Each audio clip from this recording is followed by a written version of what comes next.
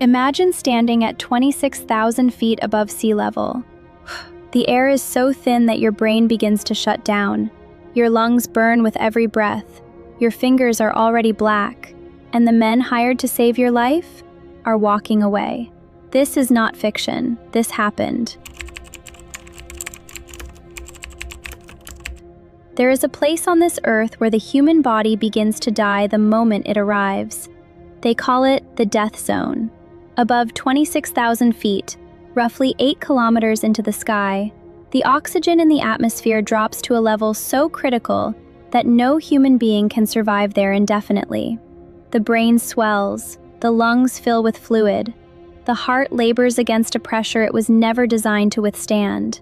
Every minute spent above this altitude is a minute borrowed from death, and yet every year, hundreds of people pay upward of $65,000 to be guided to the summit of Mount Everest, the highest point on the planet.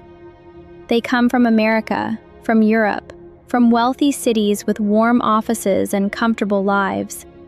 They come chasing something: glory, conquest, proof that they are more than ordinary. But the mountain does not care about their dreams. For decades, the climbing industry on Everest has rested on the backs of one group of people, the Sherpas. Indigenous to the high-altitude regions of Nepal, Sherpas are genetically adapted to function in the thin air that cripples outsiders. They fix the ropes, they carry the oxygen, they break trail through blinding snowstorms. They haul the gear, establish the camps, and often, quite literally, drag dying clients down the mountain on their own shoulders. They do all of this for a fraction of what the Western climbers pay. And they do it season after season, year after year, while the world watches the summiteers take the photographs. The spring season of 2012 on Everest was already strained before it began. The mountain was overcrowded. Permit fees flooded the Nepalese government's coffers, while oversight remained dangerously thin. Commercial operators were accepting clients with limited high-altitude experience. Guides were stretched, oxygen supplies were tight, and the weather, the mountain's most unpredictable and unforgiving variable, was offering only the narrowest of summit windows. Among the dozens of Sherpa guides working that season were men who had been on this mountain more times than they could count. Men with families in villages below the cloud line.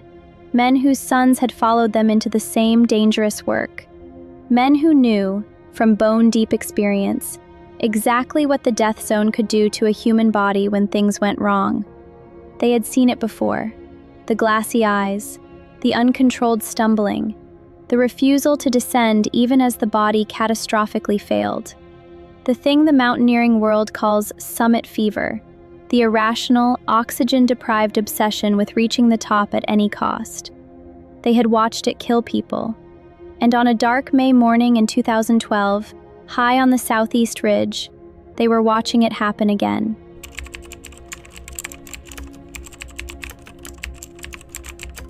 The trouble began hours before sunrise. A group of commercial climbers, their faces hidden behind oxygen masks, their identities obscured by the identical down suits that all high-altitude climbers wear, was moving too slowly. The pace was dangerously behind schedule. In the death zone, timing is everything. A summit bid that does not turn around by early afternoon is a death sentence. Afternoon on Everest brings wind. It brings cloud. It brings the savage, sudden storms that have buried entire expeditions without warning. The Sherpa guides with this group could see what their clients could not, or would not, acknowledge. These climbers were deteriorating. Their movements were erratic. Some were stumbling. At least one appeared to be experiencing altitude sickness, severe enough to cause cognitive impairment, a condition where the victim loses the ability to recognize how close to death they actually are. The guides communicated with base camp. The message from the mountain was clear. These people needed to turn around, now. But the clients refused. This was not unusual. It was, in fact, the most predictable crisis in high-altitude climbing. The summit was visible. After months of preparation, tens of thousands of dollars, and years of dreaming, the summit was right there. The human mind, even a mind starved of oxygen, will fight to complete what it came to do. It is a psychological trap built into the very architecture of ambition. The guides urged, they pleaded, they pointed to the sky, to the clouds forming in the south, to the wind beginning to pick up across the ridge. The clients pushed forward.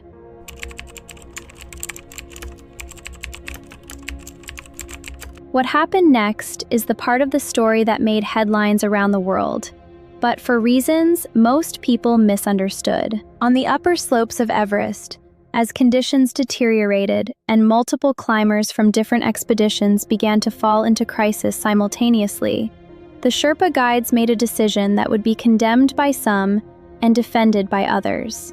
They left. Not out of cowardice, not out of malice. They left because the alternative was to die alongside the clients they could no longer save. Some of the climbers in distress were no longer coherent. They could not follow instructions. They could not move under their own power. They were, in the clinical language of mountain medicine, beyond rescue in that environment, at that altitude, with the resources available. To remain with them, to attempt to carry bodies that could not cooperate, would have required a miracle. And miracles do not live in the death zone. The storm came in the afternoon. The temperature plunged. The wind rose to hurricane force. The sky turned the color of iron. Some climbers who had been abandoned managed, through extraordinary, inexplicable will, to descend on their own. Others did not. The bodies were found days later, frozen into the positions in which they died. High on the mountain, above the world, alone.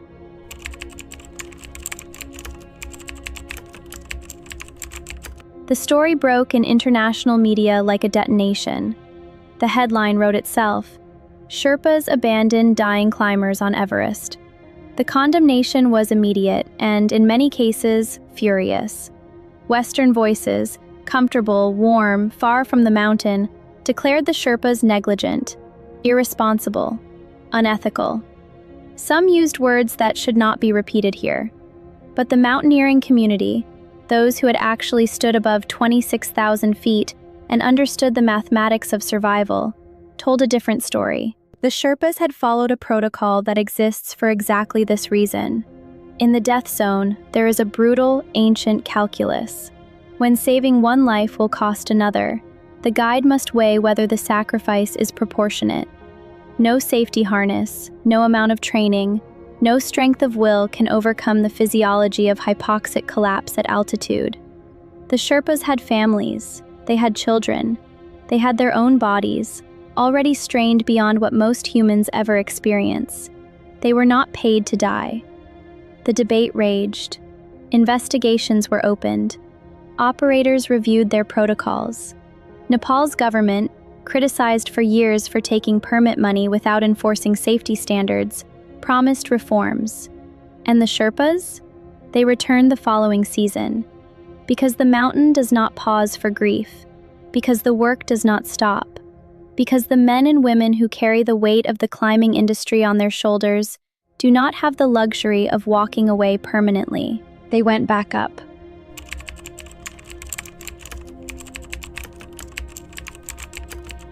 Every year, climbers die on Everest. The number is small by statistical standards, dozens, not hundreds. But the mountain is so unforgiving, the margin for error so impossibly thin, that even trained professionals with decades of experience can disappear between one breath and the next. The Sherpas understand this better than anyone. They live at the intersection of other people's ambitions and the world's most lethal geography. They absorb the risk so that wealthy adventurers can feel the wind at the top of the world. And when the mountain turns against them, when the oxygen runs out and the storm arrives, and the clients can no longer move, they are forced to make decisions that no human being should ever have to make. Leave or die. The men and women who criticize those Sherpas from their living rooms have never felt their fingers going numb at 27,000 feet. They have never watched someone's eyes go blank from hypoxia. They have never heard the sound the wind makes when it comes over the ridge in the dark, carrying with it the certainty that the mountain has made its decision. The death zone does not negotiate. It does not offer second chances. It does not care about your ambitions, your dreams, your $65,000 summit fee, or the photograph you wanted to take at the top of the world. It only asks one question: how much are you willing to pay? And the answer, the one that nobody wants to admit before they start climbing, is sometimes everything. Sometimes the mountain keeps you, and sometimes the men trying to bring you home have to choose between your life and their own. That is not a story about failure. That is a story about what ambition really costs, and who, in the end, pays the price.